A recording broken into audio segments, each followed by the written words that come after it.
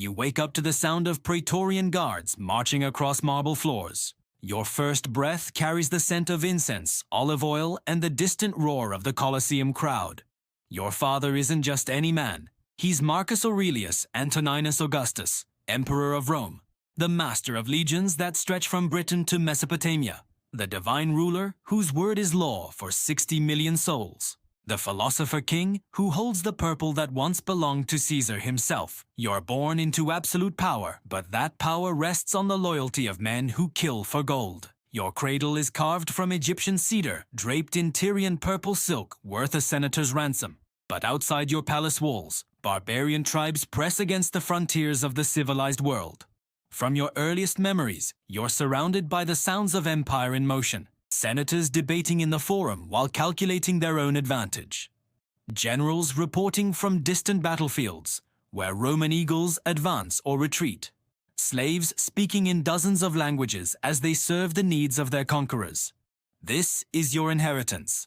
This is the weight of ruling the world. Your childhood is spent in the Palatine Palace, but it feels like living at the center of a vast machine.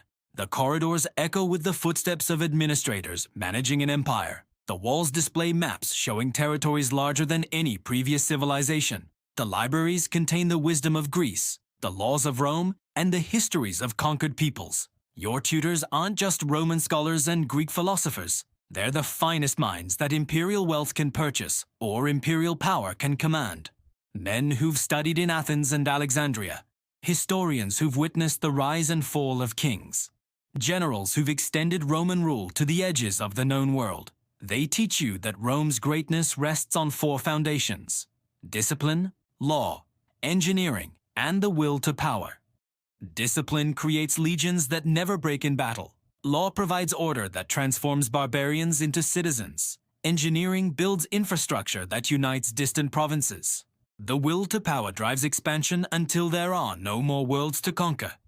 Your father appears in your life like Jupiter descending from Olympus, magnificent in his imperial regalia, terrible in his authority, but burdened by responsibilities that would crush lesser men. When he holds court, the entire Mediterranean world holds its breath. Ambassadors from Parthia negotiate with trembling voices. Egyptian priests offer tribute from temples older than Rome itself. British chieftains submit to laws written in a language their grandfathers never heard. But you also see the man behind the purple, the way he studies philosophy by lamplight, seeking wisdom to guide impossible decisions. The letters he writes to generals fighting wars he'll never see. The loneliness of being the one person who cannot show weakness or doubt. Your father notices you watching during a particularly difficult Senate session. He calls you to his private study after the senators depart. You're 11 years old, barely understanding the complexities of imperial politics, but his eyes hold the accumulated wisdom of absolute power. He places the imperial laurel crown on your head for a moment.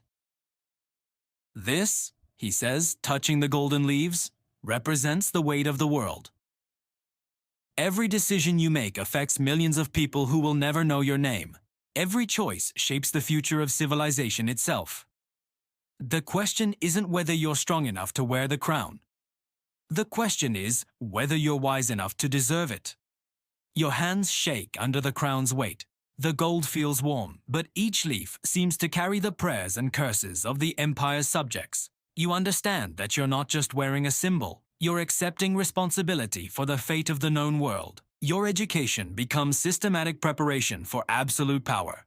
You learn military strategy from veterans of the Germanic campaigns, civil law from jurists who've codified the legal traditions of conquered peoples, philosophy from Stoic masters who teach that power is a burden to be borne with dignity, engineering from architects who've built monuments that will outlast empires.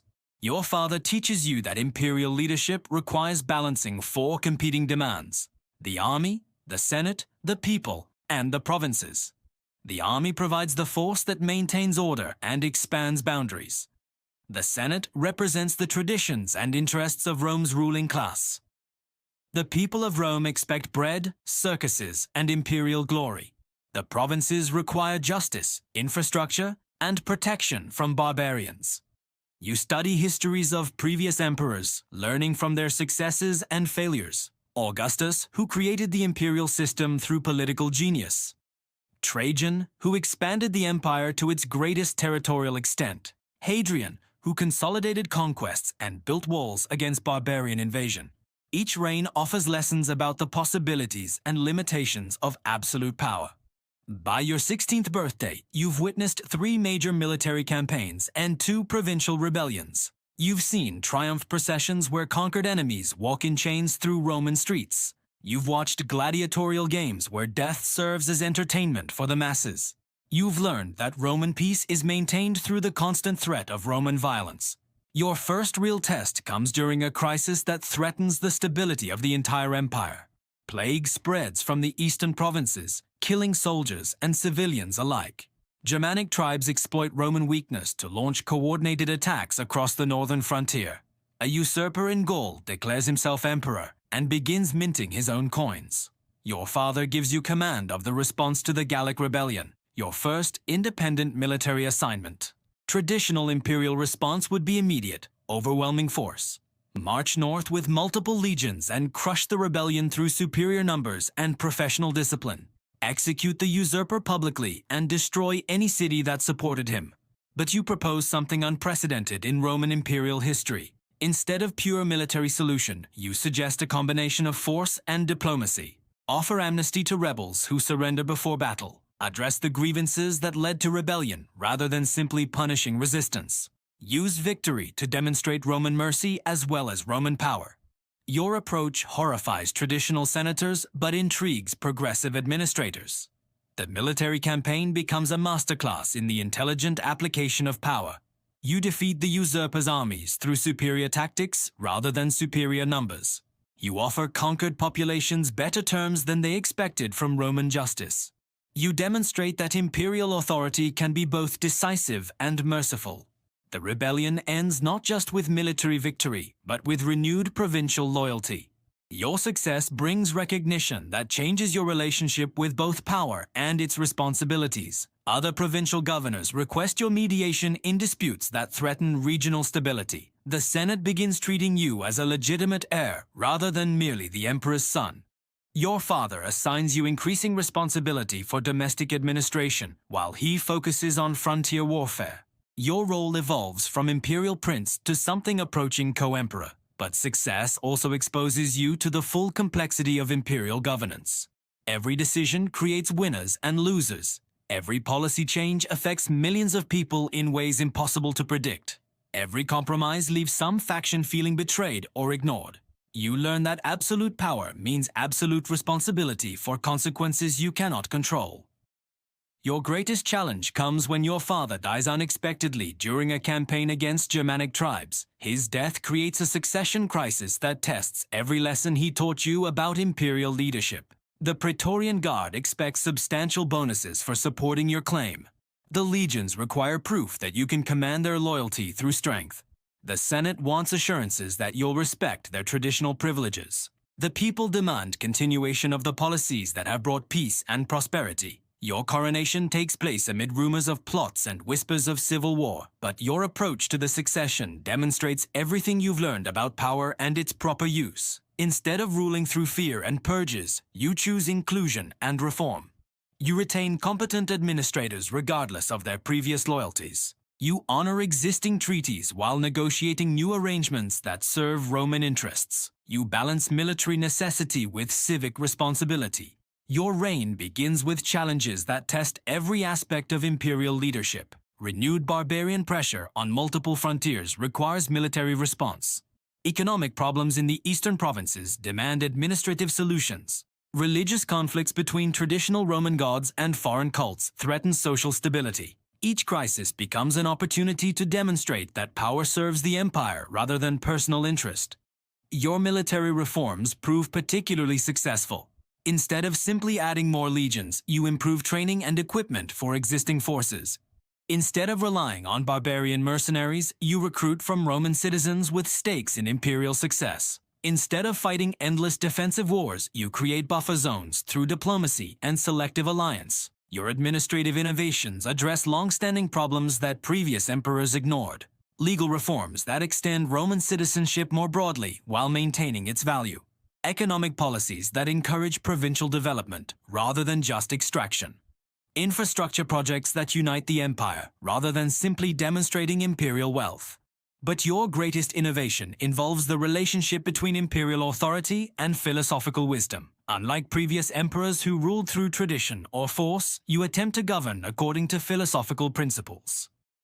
Stoic emphasis on duty and rational decision-making. Platonic ideals about justice and the proper ordering of society.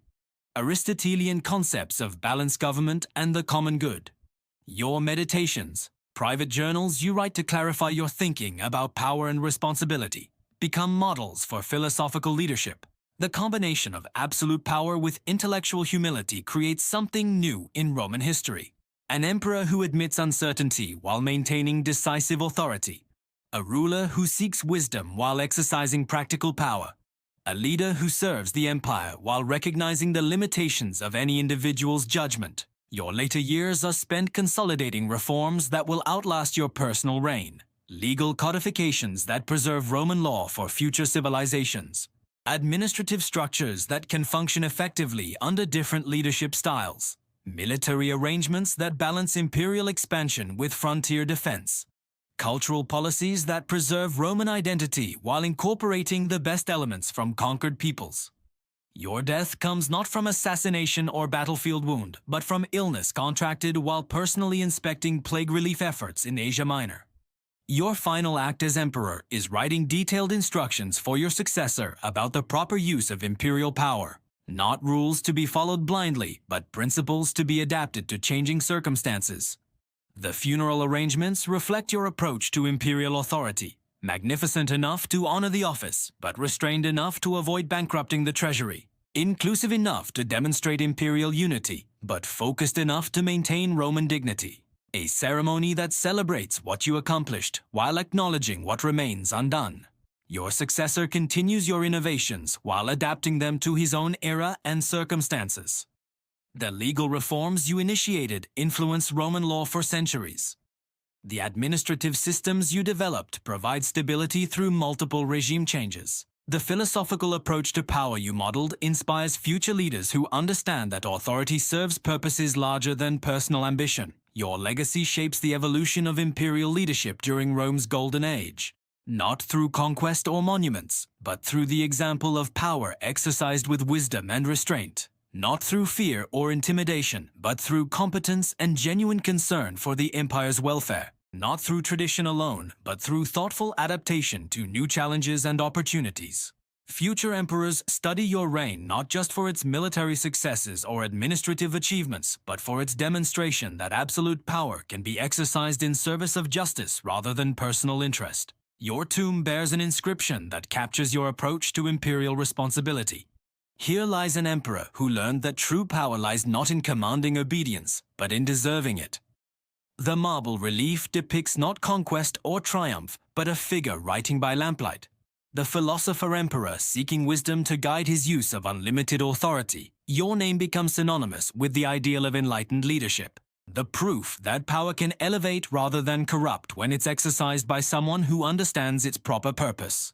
The demonstration that absolute authority serves the empire best when it's guided by absolute commitment to the empire's welfare rather than the ruler's personal interest. The son of Marcus Aurelius, who learned that inheriting power is less important than earning the right to exercise it wisely.